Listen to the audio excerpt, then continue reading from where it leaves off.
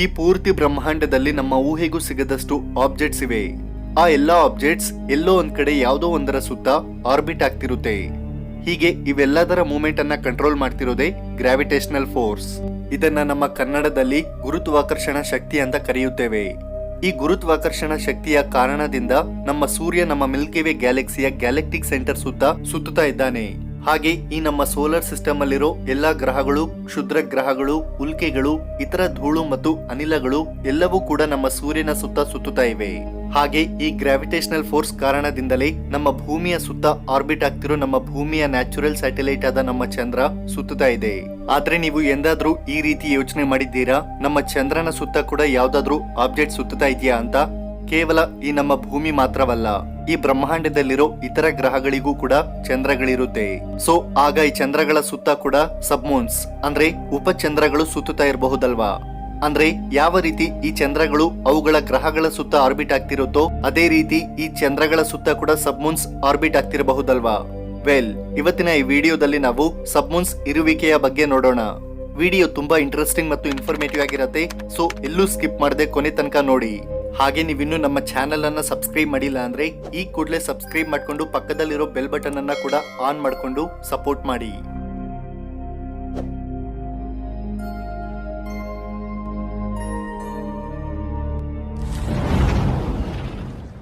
Guys, ನಿಮ್ಗೆ ಎಂದಾದ್ರೂ ಈ ರೀತಿ ಸಂದೇಹ ಬಂದಿದ್ಯಾ? ನಿಜಕ್ಕೂ ನಮ್ಮ ಭೂಮಿಯ ಸುತ್ತ ಸುತ್ತುತ್ತಿರೋ ನಮ್ಮ ಚಂದ್ರ ನಮ್ಮ ಭೂಮಿಯ ಸುತ್ತಾನೆ ಯಾಕೆ ಆರ್ಬಿಟ್ ಆಗ್ತಿದೆ ಅಂತ? ಹೇಳ್ಬೇಕಂದ್ರೆ ಈ ನಮ್ಮ ಸೋಲಾರ್ ಸಿಸ್ಟಮ್ ಅಲ್ಲಿರೋ ಅತಿ ದೊಡ್ಡ ಆಬ್ಜೆಕ್ಟ್ ನಮ್ಮ ಸೂರ್ಯ. ಈ ನಮ್ಮ ಪೂರ್ತಿ ಸೋಲಾರ್ ಸಿಸ್ಟಮ್ ಅಲ್ಲಿ ಕೇವಲ ನಮ್ಮ ಸೂರ್ಯನ ತೂಕನೇ ಸುಮಾರು 99.8% ನಷ್ಟಿರುತ್ತೆ. ನಮ್ಮ ಭೂಮಿಯ ಗ್ರಾವಿಟಿಗಿಂತ ಸೂರ್ಯನ ಗ್ರಾವಿಟಿ ತುಂಬಾ ಜಾಸ್ತಿ ಇರುತ್ತೆ. ಆದ್ದರಿಂದಲೇ ಸೂರ್ಯ ನಮ್ಮ ಸೋಲಾರ್ ಸಿಸ್ಟಮ್ ಅಲ್ಲಿರೋ ನಮ್ಮ ಭೂಮಿಯನ್ನ ಮತ್ತು ಇತರ ಗ್ರಹಗಳಂತಹ ದೊಡ್ಡ ದೊಡ್ಡ ಆಬ್ಜೆಕ್ಟ್ಸ್ ಅನ್ನ ಕೂಡ ಇನ್ಫ್ಲೂಯೆನ್ಸ್ ಮಾಡಿ ಅದರ ಸುತ್ತ ಸುತ್ತೋ ರೀತಿ ಮಾಡ್ತಿದ್ದಾನೆ. ಅಂದ್ರೆ ಚಂದ್ರ ಸೂರ್ಯನ ಮುಂದೆ ತುಂಬಾ ಚಿಕ್ಕದು. ಆದ್ರೂ ಕೂಡ ಚಂದ್ರ ಸೂರ್ಯನ ಸುತ್ತ ಅಲ್ಲದೆ ನಮ್ಮ ಭೂಮಿಯನ್ನೇ ಆರ್ಬಿಟ್ ಮಾಡ್ತಿದೆ.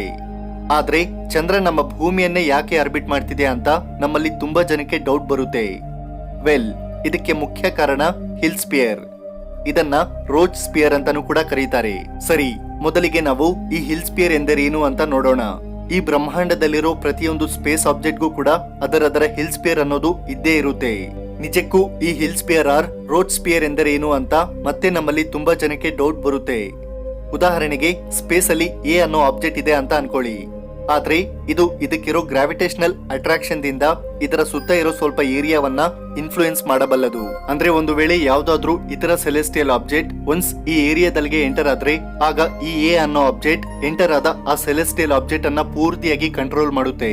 ಸೊ ಆಗ ಅದು ಈ ಎ ಅನ್ನೋ ಆಬ್ಜೆಕ್ಟ್ ಸುತ್ತ ಆರ್ಬಿಟ್ ಮಾಡುತ್ತೆ.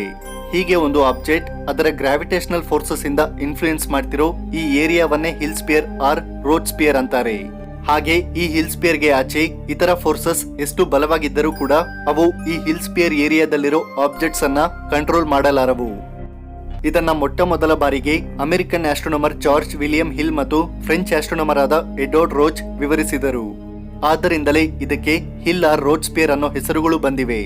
ಈಗ ನಮ್ಮ ಭೂಮಿಯ ಬಗ್ಗೆ ಮಾತಾಡ್ಕೊಂಡ್ರೆ ನಮ್ಮ ಭೂಮಿಯ ಹಿಲ್ ಸ್ಪಿಯರಿನ ರೇಡಿಯಸ್ ಸುಮಾರು 15 ಲಕ್ಷ ಕಿಲೋಮೀಟರ್ಗಳ ದೂರದವರೆಗೂ ವಿಸ್ತರಿಸಿರುತ್ತೆ. ಆದ್ರೆ ನಮ್ಮ ಚಂದ್ರ ಭೂಮಿಯನ್ನ ಆರ್ಬಿಟ್ ಮಾಡೋ ಡಿಸ್ಟೆನ್ಸ್ 3,84,400 ಕಿಲೋಮೀಟರ್ಸ್ ಮಾತ್ರನೇ. ಅಂದ್ರೆ ಇದರರ್ಥ ಚಂದ್ರ ನಮ್ಮ ಭೂಮಿಯ ಹಿಲ್ ಸ್ಪಿಯರ್ ನಲ್ಲೇ ಇದೆ.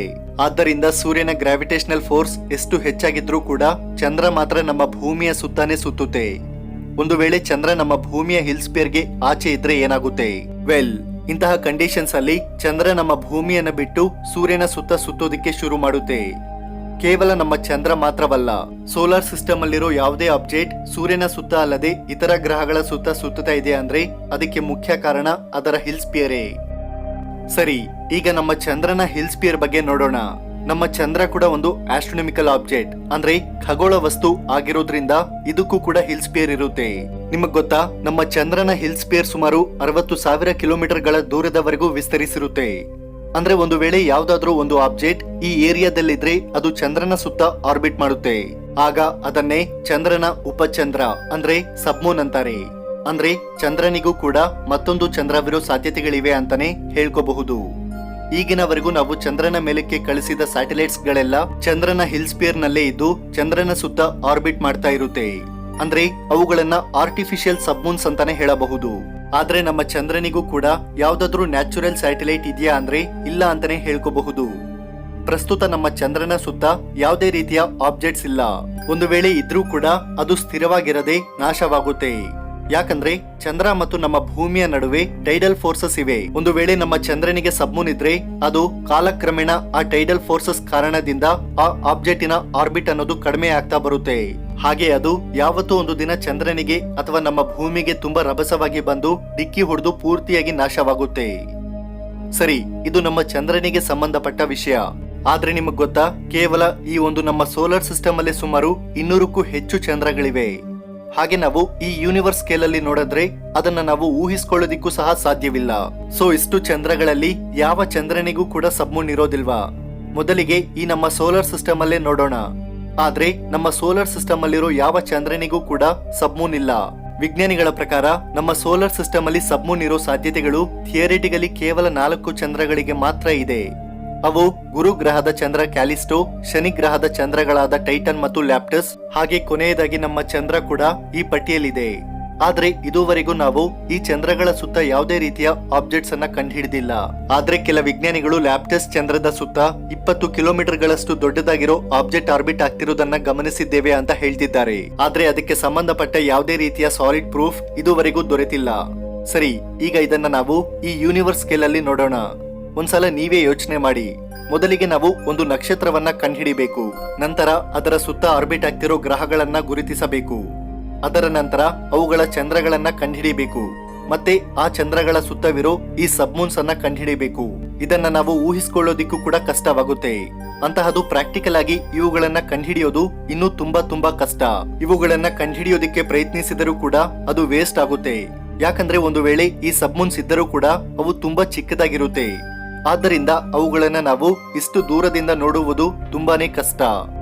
ಆದ್ರೆ ನಿಮಗ್ ಗೊತ್ತಾ, ಇತಿಹಾಸದಲ್ಲಿ ನಮ್ಮ ವಿಜ್ಞಾನಿಗಳು ಮೊಟ್ಟ ಮೊದಲ ಬಾರಿಗೆ ಒಂದು ಎಕ್ಸೋಮೂನ್ ಅನ್ನ ಅಕ್ಟೋಬರ್ 2017ರಲ್ಲಿ ಕಂಡುಹಿಡಿದ್ರು. ಅದರ ಹೆಸರು ಕೆಪ್ಲರ್ 1625bi. ಇದು ನಮ್ಮ ಭೂಮಿಗೆ ಸುಮಾರು 8000 ಲೈಟ್ ಇಯರ್ಸ್ ದೂರದಲ್ಲಿರೋ ಕೆಪ್ಲರ್ 1625b ಅನ್ನೋ ಒಂದು ಎಕ್ಸ್ಟ್ರಾ ಸೋಲಾರ್ ಪ್ಲಾನೆಟ್ ಸುತ್ತ ಆರ್ಬಿಟ್ ಆಗ್ತಿದೆ. ಇದು ನಮ್ಮ ಸೋಲಾರ್ ಸಿಸ್ಟಮ್ ಅಲ್ಲಿರೋ ಗುರು ಗ್ರಹದ ಗಾತ್ರದಲ್ಲಿರೋ ಒಂದು ಭಾರಿ ಎಕ್ಸೋ ಪ್ಲಾನೆಟ್. ಹಾಗೆ ಇದರ ಸುತ್ತ ಆರ್ಬಿಟ್ ಆಗ್ತಿರೋ ಆ ಚಂದ್ರ ನೆಪ್ಟ್ಯೂನ್ ಗಾತ್ರದಲ್ಲಿರುತ್ತೆ. ಅಂದ್ರೆ ಈ ಚಂದ್ರನ ಸುತ್ತ ಸಬ್ಮೂನ್ ಇರೋ ಸಾಧ್ಯತೆಗಳು ತುಂಬಾ ಜಾಸ್ತಿ ಇದೆ ಅಂತ ವಿಜ್ಞಾನಿಗಳು ಭಾವಿಸುತ್ತಿದ್ದಾರೆ. ಚಂದ್ರನಿಗೆ ಸಬ್ಮೂನ್ ಇರೋದು ಪ್ರಸ್ತುತ ಕೇವಲ ಥಿಯರಿಟಿಕಲ್ ಆಗಿ ಮಾತ್ರ ಪ್ರೂವ್ ಆಗಿದೆ. ಆದ್ರೆ ಪ್ರಾಕ್ಟಿಕಲ್ ಆಗಿ ನಾವು ಈ ಸಬ್ಮೂನ್ ಅನ್ನ ಭವಿಷ್ಯದಲ್ಲಿ ಖಂಡಿತವಾಗ್ಲೂ ಕಂಡುಹಿಡಿಯುತ್ತೇವೆ ಅಂತಾನೆ ಹೇಳ್ಕೋಬಹುದು. ಗೈಸ್, ಇದರ ಬಗ್ಗೆ ನಿಮ್ಮ ಅನಿಸಿಕೆಯನ್ನ ನನಗೆ ಕಮೆಂಟ್ ಮಾಡಿ ತಿಳಿಸಿ. ಫ್ರೆಂಡ್ಸ್, ನಿಮಗೆ ಸ್ಕಿಲ್ ಕ್ಲಾಶ್ ಬಗ್ಗೆ ಹೇಳಿದ್ದೆ ಅಲ್ವಾ? ಈಗ ಜಸ್ಟ್ ನಾನು ನನ್ನ ಫ್ರೆಂಡ್ ಜೊತೆ ಗೇಮ್ ಆಡಿದೆ ಮತ್ತು ನಾನು 100 ರೂಪಾಯಿ ಕೂಡ ಗಳಿಸಿದ್ದೇನೆ. ಇದರ ಹಣ ನನಗೆ UPI ನಲ್ಲಿ ಕೂಡ ಬಂದಿದೆ. ಮತ್ತು skillclash.com ಗೆ ಹೋಗಿ ಗೇಮ್ ಆಡಿ ಹಣ ಗಳಿಸಿ. ಲಿಂಕ್ ಡಿಸ್ಕ್ರಿಪ್ಷನ್ ನಲ್ಲಿದೆ. ಓಕೆ ಫ್ರೆಂಡ್ಸ್, ವಿಡಿಯೋ ಇಷ್ಟ ಆಗಿದ್ರೆ ಲೈಕ್ ಮಾಡಿ, ಹಾಗೆ ನಿಮ್ಮ ಫ್ರೆಂಡ್ಸ್ಗೆ ಶೇರ್ ಮಾಡ್ಕೊಳ್ಳಿ. ಮತ್ತಷ್ಟು ಇಂಟ್ರೆಸ್ಟಿಂಗ್ ವಿಡಿಯೋಸ್ಗೋಸ್ಕರ ನಮ್ಮ ಚಾನೆಲ್ ಅನ್ನ ಈ ಕೂಡಲೇ ಸಬ್ಸ್ಕ್ರೈಬ್ ಮಾಡಿಕೊಂಡು ಸಪೋರ್ಟ್ ಮಾಡಿ. Thanks for watching. Jai Hind.